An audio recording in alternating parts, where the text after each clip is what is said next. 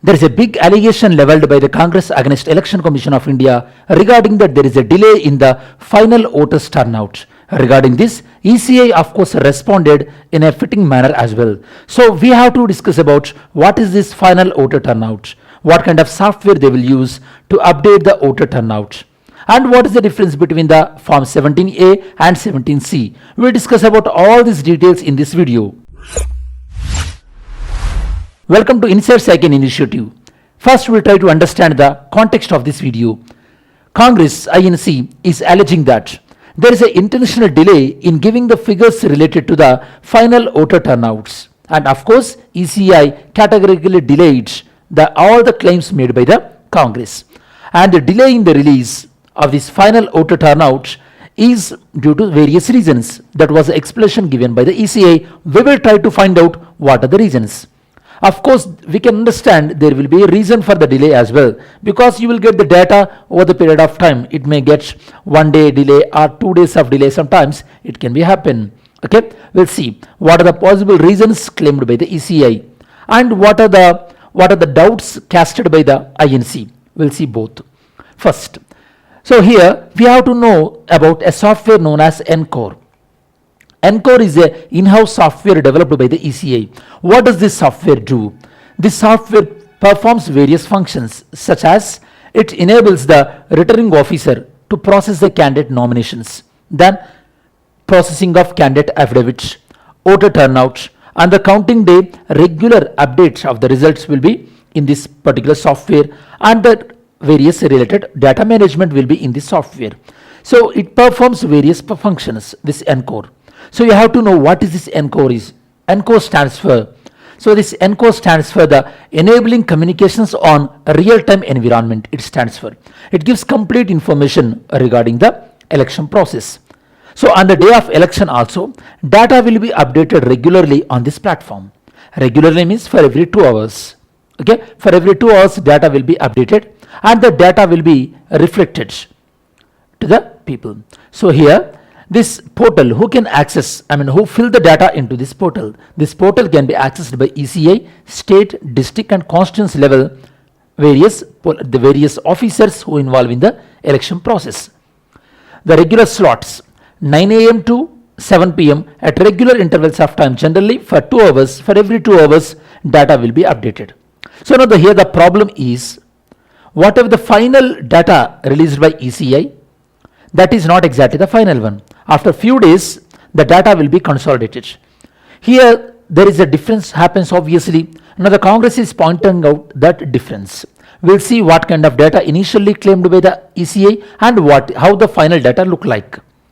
So who can monitor this data in ENCORE? So the data in the ENCORE, it can be seen by the people as well as the media by the Voter Turnout app. Of course, this app is available in both Android as well as the iPhone. So through this app, they will see what kind of percentage in the particular assembly constituency or in your state. Okay, if you already casted your vote, because today is the 4th phase of the election, you might have know. Okay, different states, what is the polling percentage in different areas. Okay, next, the significance of this app. Once from the ENCORE data, it will give the aggregate results of that voting percentage, voting turnout of that particular district or particular state or particular city. Generally in the news you will see the voting percentage in the urban area is dipping. So this kind of data will come from the ENCORE. And once the election is concluded, after few days, it will give the detailed report, the polling station wise information as well regarding the gender and the total electors. Actually, in this video, very frequently we will come across 2 words such as electors and voters. If you know the difference already, pause this video and put your answer. If you don't know, then listen carefully. So what is the difference between elector and voter? Okay, anyone who is eligible to vote, that means a person who is above the age of 18 years, who is eligible to vote, who is eligible to register as a voter, all those people are known as electors. That means obviously electors is a large pool. Okay, elector who registered himself on the electoral roll and who exercised vote, that person is known as voter. The person is known as voter. So in summary, you can say that all the voters are part of the electors, but all the electors need not to be the voters. This difference you have to understand, because at the end of the day we have to tally the voter list, voter details with the EVM. That is the thing ultimately important to any political party. Next, allegations by the Congress. Congress president is alleging that in the first phase as well as the second phase. For example, first phase concluded on the April 19. On the April 19, ECA given the figures that by 7 p.m. the voting was 60%. But on April 30, regarding the first phase election, ECA it given the final figure that 66.14. And regarding the second phase election, April 26, ECA announced 60.96 on the day, and final figure came as 66.71. So why this difference is there? This is what Congress is saying that. Okay, there is a lot of difference. Why this difference is happening? Now we will see what kind of explanation is given by the ECA.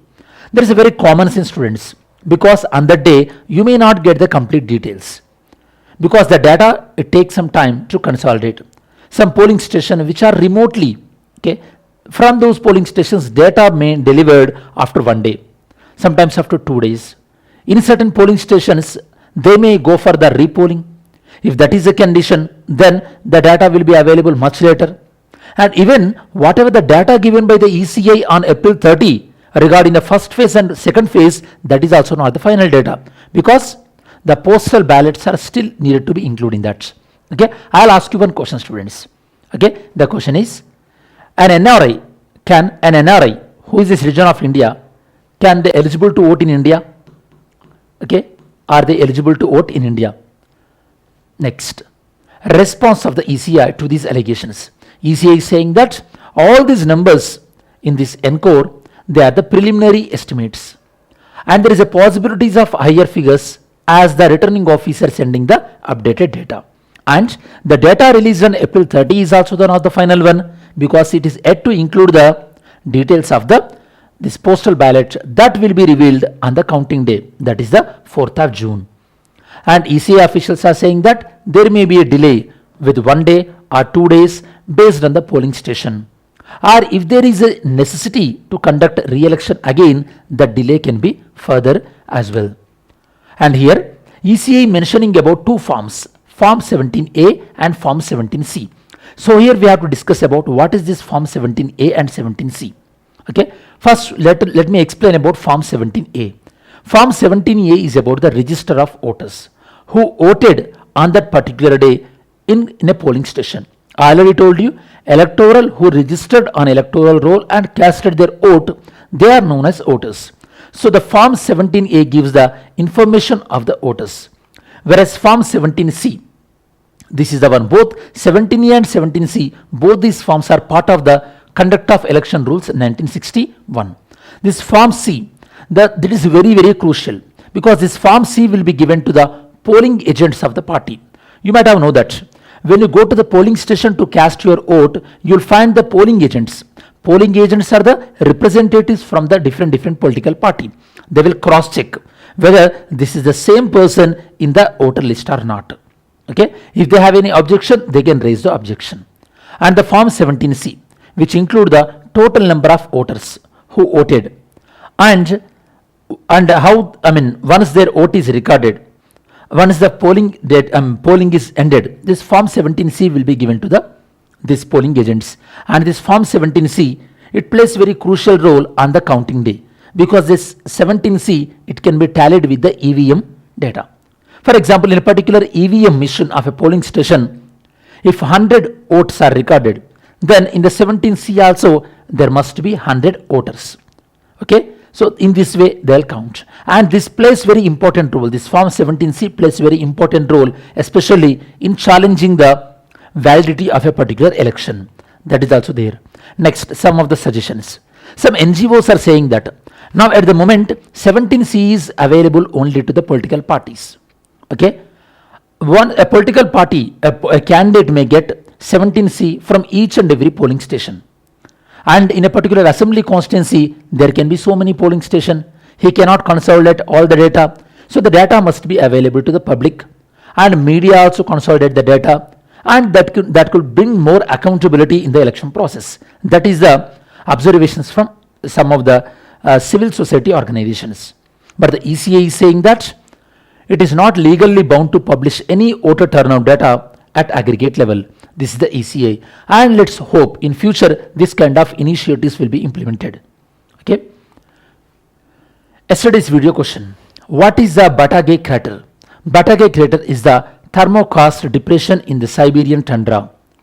Next question: which of the following statement about Article 350A of the Indian Constitution is right? It provides for the instruction of primary education in the mother tongue language. And what about the Article 350B, students? What about Article 350B then? Next, question 3. World Migration Report is published by International Organization for Migration, and we all know that according to this report, India is the one of the country which is receiving highest amount of the remittance from their nationals. Next, today's video question. Today's video question is: which of the following best describes the role of returning officer in election? Read these following 4 statements and pick the right one. Mains question: discuss the factors influencing the voter turnout in democratic elections and analyze their implication on the legitimacy of elected governments. Okay, so try to understand this issue and try to attempt this question. As we reach to the end of this video, we do the quick revision.